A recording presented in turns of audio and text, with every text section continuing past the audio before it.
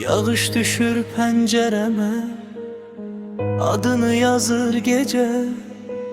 Her damlada bir hatire, seni hatırladır yine. Küçeler tek kalıptı, izlerin silinmeyi. Yüreğim seni çağırır, yağışta susmayı. Sessizliğin sesinde adın var her nefeste.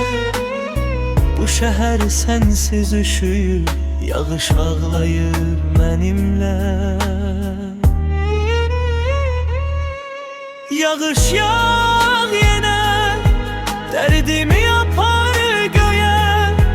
Seni unutmak çetindir, her damla düşür yüreğe. Yağış yağ hasta, adın kalsın bu seste. Ben seni yitirdim, yağış taptı mende. Küknar kimi eğildim, küley vurdu taleye. Sevgi yarımçık kaldı, yağış düştü yüreğe. Gece yine uzundu, saatler susur tekçe.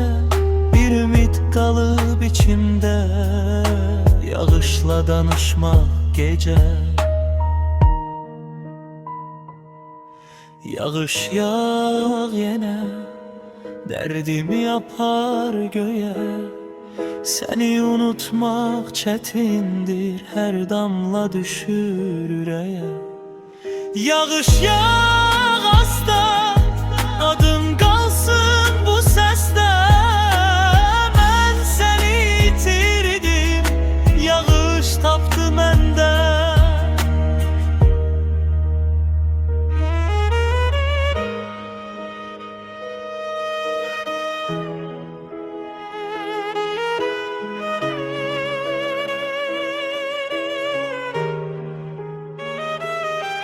Yağış yağ yine, derdimi yapar göğe. Seni unutmak çetindir, her damla düşür yüreğe. Yağış yağ